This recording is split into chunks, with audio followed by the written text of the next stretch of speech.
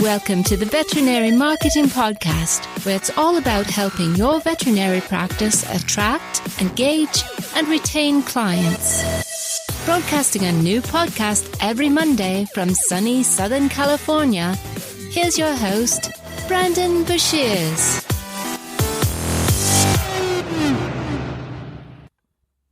Hey there, everybody. Welcome to episode number 208 of the Veterinary Marketing Podcast. I hope you're having a wonderful day. In today's episode, we're going to be talking about how to keep marketing costs down.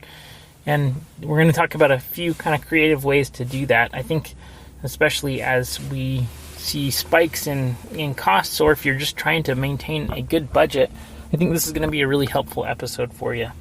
So we're going to talk about some pretty solid organic ways to get traffic and get people in the door in your practice, but we're also going to talk about some paid ways too. But hopefully by the end of this, you're going to have some new strategies that you can use, or maybe that you haven't thought about, that'll really help you to grow your practice.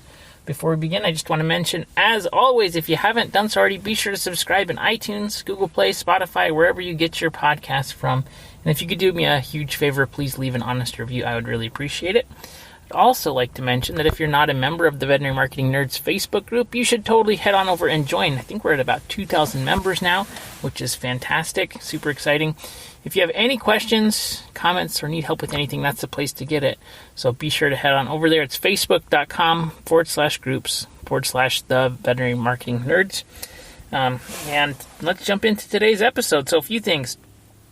As we see just an increase in advertisers, there's going to be increases in costs. And it definitely seems like for some of the clients that I work with, and I'm spending a ton of money on ads right now for clients, and so there's going to be, I think, continuing to get more and more ad space bought up by advertisers, which is just going to cause increases in price.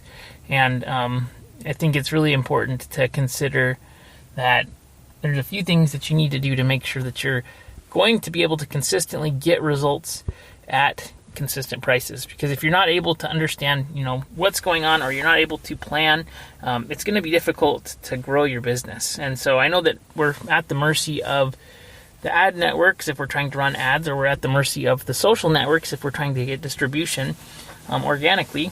But having at least a strategy in place to make these as consistent as possible, especially when there is so much volatility, is going to be really helpful. So I think in general, best practices are quality of content. Your content has to be high quality, and the higher the quality, the lower the cost, or the greater the distribution that you're going to get, whether you're doing it organic or paid.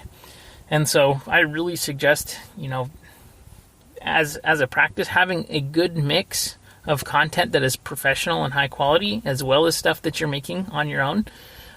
So I think that's kind of something that I haven't really talked about in depth before, but if you can create pieces of pillar content that you're going to be able to reuse over and over again, that are high quality professional productions. I interviewed Bryn Zittel, and the kind of content that she makes is a perfect example of these evergreen pieces that you can use over and over again, and it really elevates your practice and creates brand perception that is going to produce return on investment. So I know everybody's really busy right now, and practices are going like crazy. But right now would be, if your practice is busy, you're doing well, now would be the time, in my opinion, to go out and build out those pieces of content when things are good and you don't need to have it because your practice hasn't slowed down. So I think that that is something, is quality as much as possible. And then beyond quality is specificity. And so creating content or offers that are going to be relevant to just specific groups of people. The more specific you are, the more interested these certain groups are going to be. And so I know it takes more work to create segmented content, but really if you can create content for small dog owners, old dog owners, puppy owners, kitten owners, old cat owners, overweight cat owners, like the cats that are overweight, not the owners, But you know what I mean is just content that is going to speak to these individual groups of people. And I will say too, some exciting news over here. We're getting a puppy at the end of the month, and trying to find good information. And I know that I have lots of friends that are veterinarians, but I don't want to bug them all the time. And I feel like asking them questions all the time is bugging them because I've seen all of the articles, right? So I'm just looking for content, and it's just not there, guys. We need to do better in terms of blogging and getting the content out. And I know people say, well, go out and find your veterinarian and make a relationship with them. But the truth is, if you're out there trying to search for information to find a veterinarian in the area that we're in Idaho, there's nobody that has content. And so it's difficult to find somebody that we can say, oh, they seem like they know what they're doing. It's really, really interesting. I'm going to be probably doing some video series inside of the group about this, because I think it's really interesting to be looking for a vet now that I'm getting a puppy here at the end of the month. And so it just is a really interesting perspective shift, especially because I know so many people inside of the veterinary industry. And so I'll definitely be talking about that. But that's to say that if you can create content that's going to be specific to these different segments and topics that are just so important to really drive the right kinds of clients into your practice, you're going to be really better off if you can create content that's more specific. So quality and specificity, those are the two things that help you to break through the noise right now. But let's talk about some other kind of tactics that are going to help you to get more out of your marketing. I think number one thing that I see not happening enough, which means that the mix has to be just greater, and it's just shifting what the content is that you're making. And this is going to lend itself to making you more revenue in your practice, which is adding more offers into your content creation. So I would say, and knowing what practices are doing, I would like to see 25 to probably 40% of the content that you're creating be revolving around a direct offer. Not just creating info content for like puppy training content, right? It needs to be, here's a piece of an offer that we have, and we're building the content that is directly related to selling it in a way that is not necessarily overtly selling, but it needs to be, is your dog experiencing these symptoms? Here's what likely the causes are, but we have this specific service, we have this specific appointment that we can talk about. If we're talking about like pain management, or if we're talking about dental stuff, right? Talking and educating the clients right around an offer that is going to then directly sell that offer with a call to action that says, if your pet is experiencing X, Y, and Z, then come in and schedule an appointment.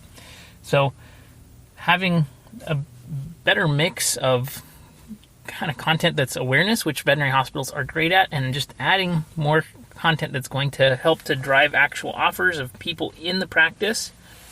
This is going to really help you to reduce your cost of advertising, because it will make you more direct return on investment. So there's two ways to make more money. You can reduce costs, and then you can also make more revenue. So anytime that we can reduce costs, that's great, but also anytime that we can make more revenue, that's going to help you. And in order to do that, we have to sell something. And in order to sell something, you have to tell people, here's what we have that we think you might be interested in. Go ahead and buy it. So I think that that's really, really important. And it seems like a no-brainer, but the truth is that most practices are not creating offer content. The other thing about that is you have to create it in a way that is going to speak to these different segments that you're creating. And so just posting a link, for example, to a services page, that's not what I'm talking about. I would say, video content, image content, stuff that is going to either tell stories of clients' experiences or tell stories in general of different products or services, success stories, case studies, things like that are going to help you to actually drive people in.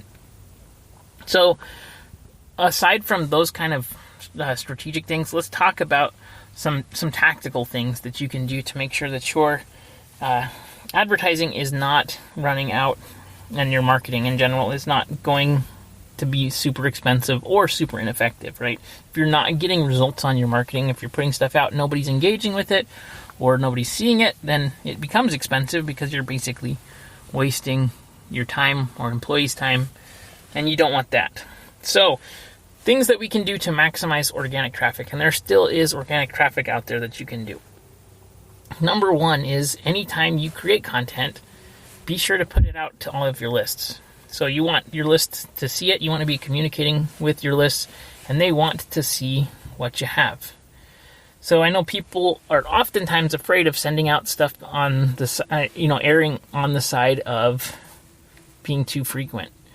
But here's the thing, most of the time, you're not going to get more than, say, a 30% open rate if you're sending out emails. I'd say if you're sending out texts or a medium that is going to get a very high open rate, you would want to be careful with how frequent you are sending those messages. But once a week is a good amount of frequency, especially if it's about things that people are actually interested in and it's providing value. So maximize your organic by using the lists that you have to drive traffic. And so I would say at a minimum, be communicating on a weekly basis with your clients and be staying in front of them, because if you're not doing it, I know for sure that Petco, PetSmart, and Chewy, other large corporations are doing it. And so you need to maximize your lists and use them.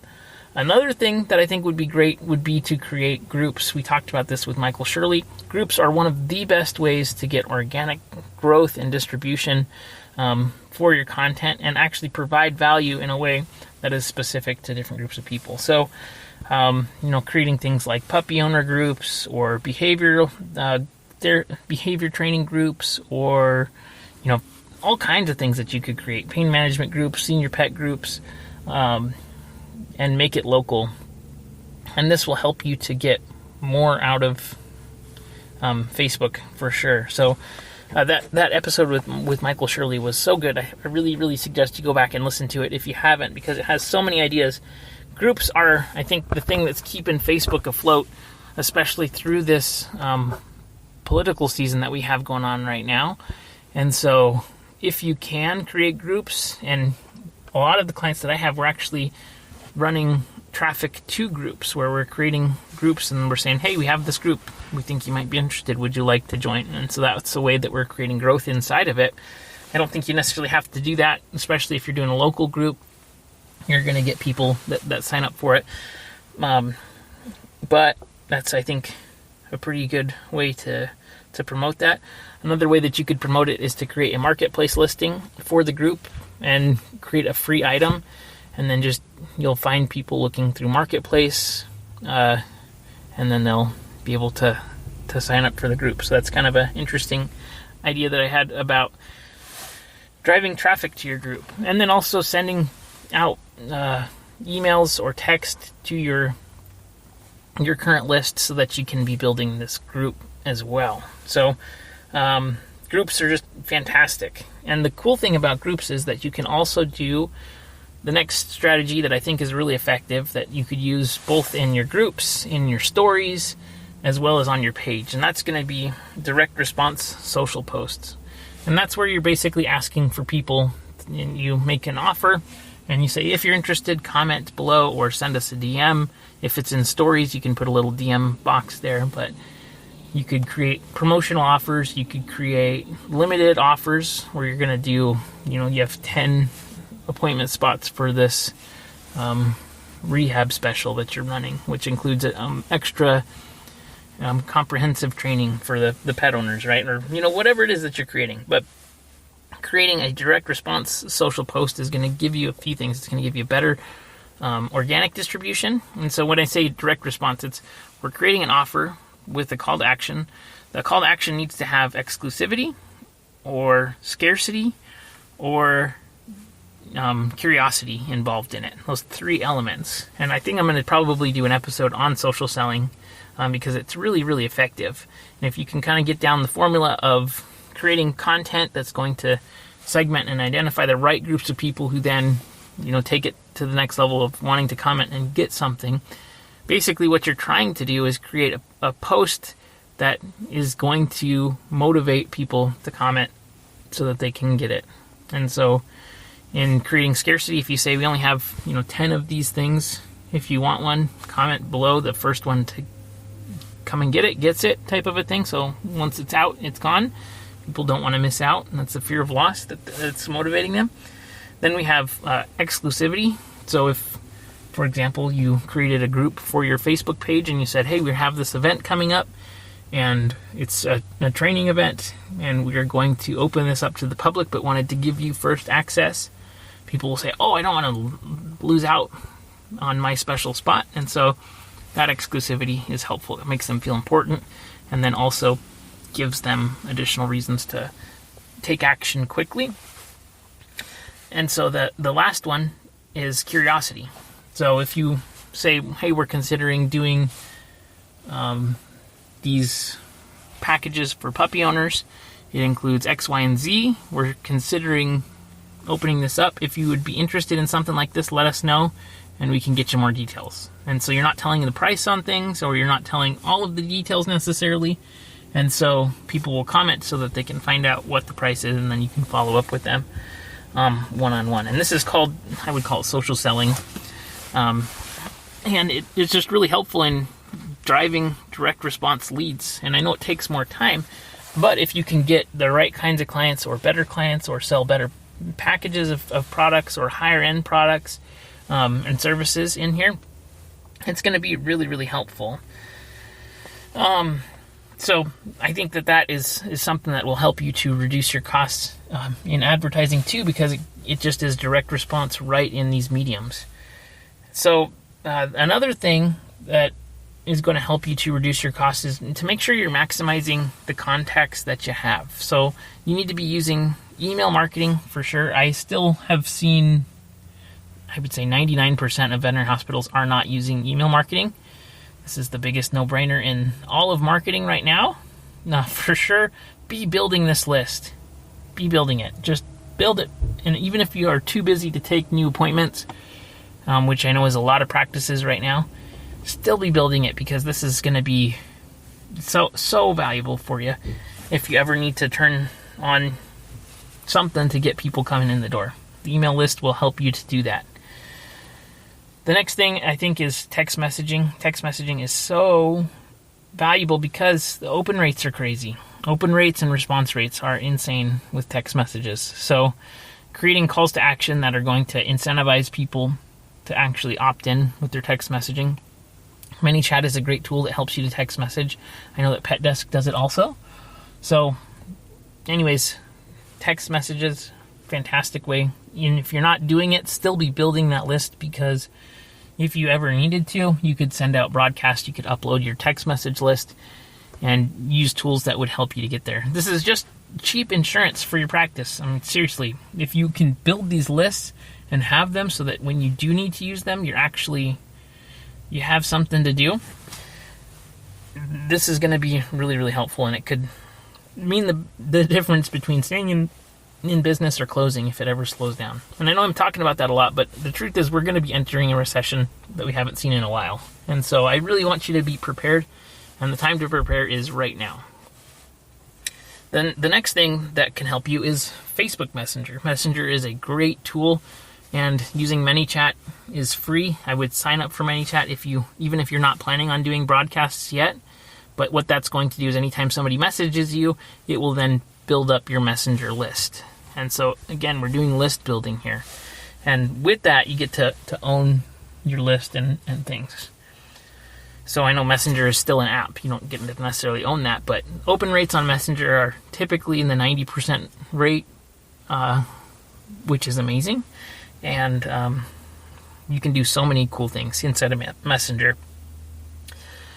So I think in general, when we're thinking about different marketing activities that are going to be effective and help you to get more out of your marketing, especially if we have expenses are increasing, I think the kind of things that you're going to want to do are probably mostly in-app marketing activities with specific calls to action, but that would be out of app. And what I mean by that is everything in your marketing probably the majority of it should be directed at building more engagement and building more activity inside of that platform. So for example, if we're doing ads on Instagram, we're looking for more engagement inside of Instagram and the calls to action to happen inside of Instagram.